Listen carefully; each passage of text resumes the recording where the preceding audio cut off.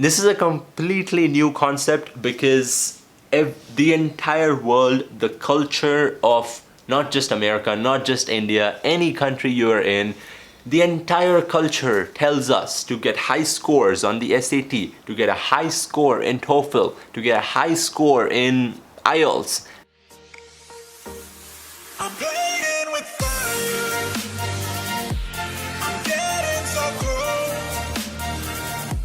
Got so much desire.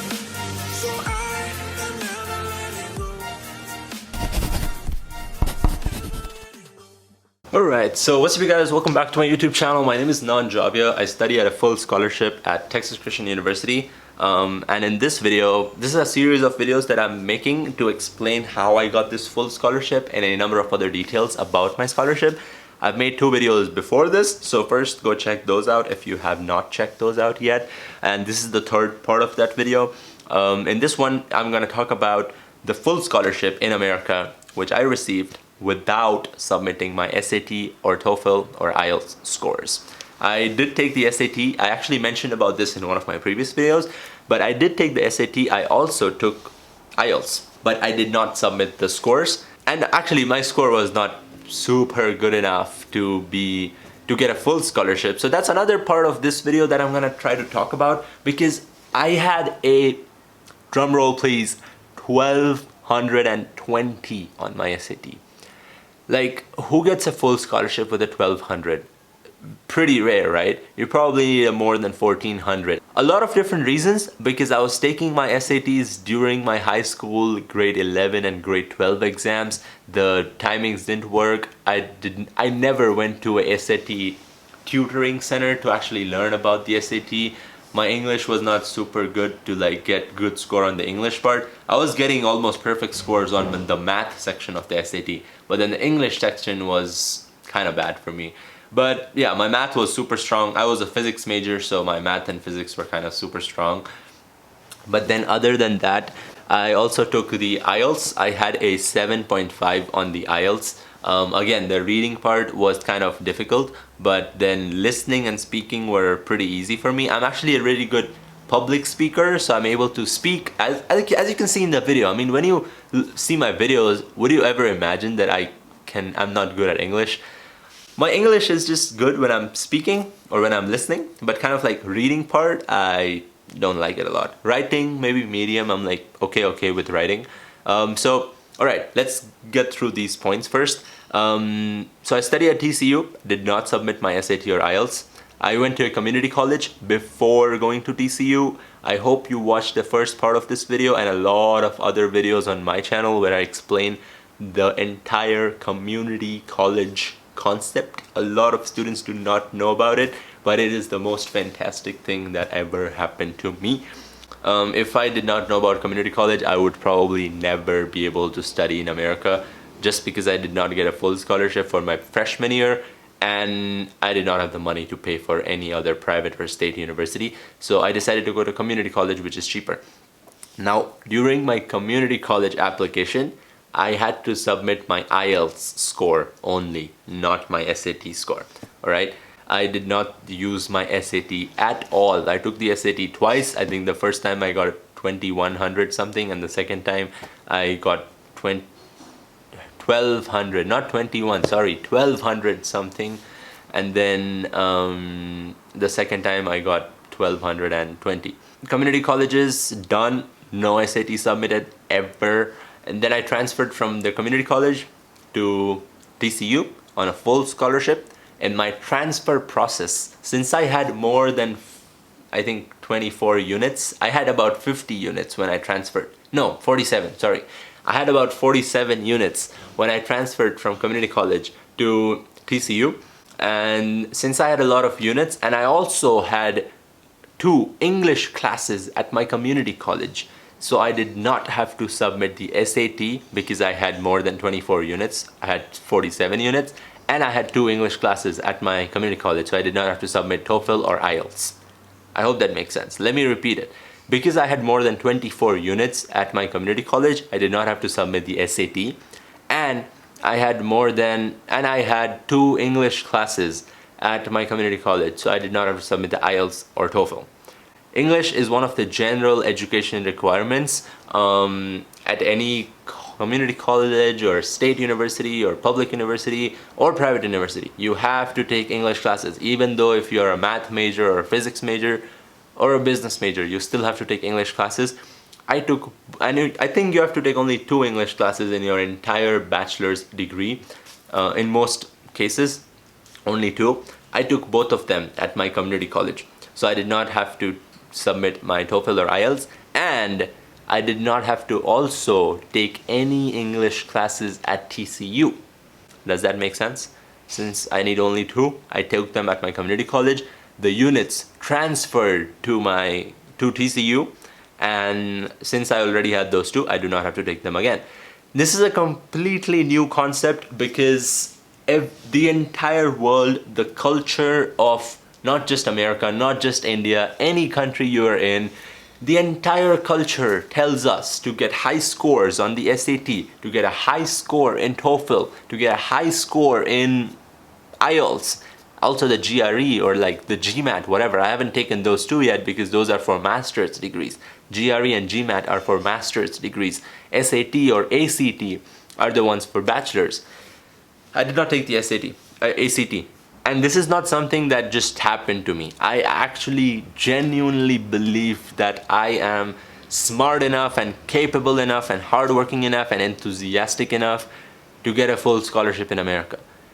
What if I have a low score in SAT? Doesn't really matter, dude. I was much more confident, and a SAT score could not define me. Plus my high school scores were really good, and my community college GPA was also really good. My GPA at a community college was, I'm gonna save it for another video. I'm gonna make a GPA specific video, I think a couple of videos after this. But so my GPA at a community college was really good, and that was kind of something that I was relying upon.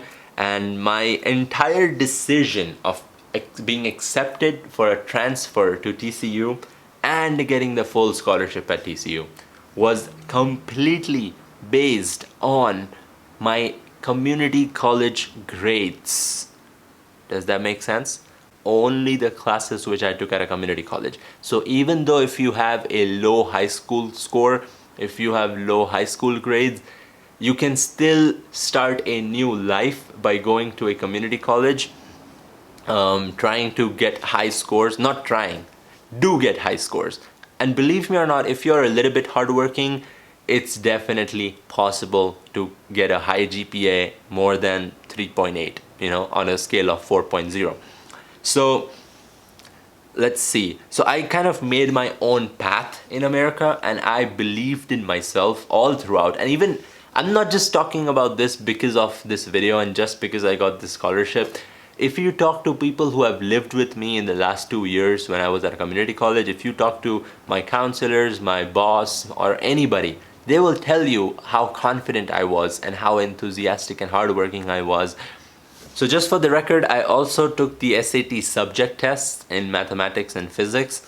I got about 700 something in each of them, but I never really submitted any of those 2.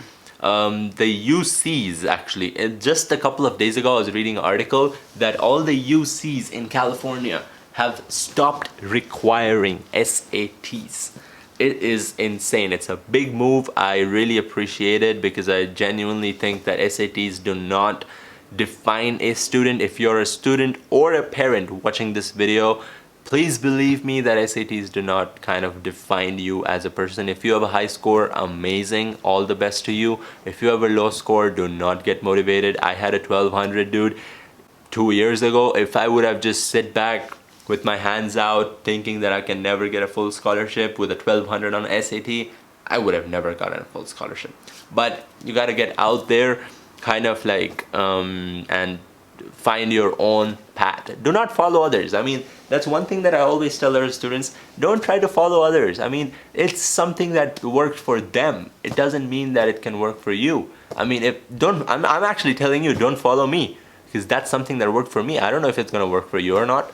Lead your own life. I'm just gonna share my experience and tell you a little bit about everything, All right, so one fantastic question that I received was, do I need SAT or IELTS to transfer to a university? Now, so in my case, I did not need the SAT or IELTS. In some cases, if you do not take the English classes at your community college, then they might require you to submit the IELTS or TOEFL. I consider that IELTS and TOEFL, I think both of their scores expire in 2 years. Might be wrong, you need to check that out. By the time you applied for transfer from a community college to a university and your IELTS score, which you took years ago, has been expired, then you probably will have to take the IELTS again. But now there's something coming up called Duolingo English test. So if you want to try to take Duolingo, ask your university if they accept Duolingo. Duolingo is a completely new online based exam. They have not sponsored this video. I'm just like trying to get information. It's not a sponsored video. I'm just trying to let you know. My sister took Duolingo a few weeks ago to be accepted to Orange Coast College. So yeah, my sister is actually going to Orange Coast College. Most universities in America do not require SAT to transfer, okay? If you want to transfer to IBs, so another one of my plan, actually, if you've been following my channel for over 4 years, you probably know that I was a Harvard geek. I always wanted to go to Harvard, and I also applied to a lot of other Ivy League schools. I was deferred and waitlisted at Harvard. But then most of them do not require SAT unless you want to go to a Ivy League school. I think Ivy League schools require SAT even for transfer students. But transferring to an IB is just super difficult. Do not really consider or do not really rely on transferring to an IB. Always keep your options open, because I think Harvard accepts like 1 or 2 transfer students every year. So it's pretty rare. Cornell is, I think, the one that accepts the most transfer students, but don't worry about it. So I hope that really helps you to open your eyes, and just to let you know that there are also other ways to get a full scholarship. If you do not have a high SAT or a high TOEFL or IELTS score, you probably need an IELTS to get accepted to community college if you are trying to take the path which I took. But again, as I said, do not blindly follow my path. Be confident enough, because I'm not the only community college student, you know. OCC has 25,000 students. This is just one community college in the entire America.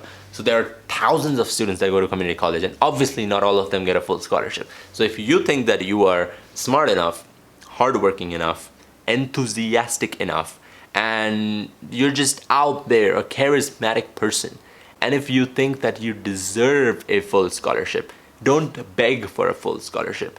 Know that you deserve it. If you know that, if you are confident enough, and if you have a low SAT score, don't worry about it.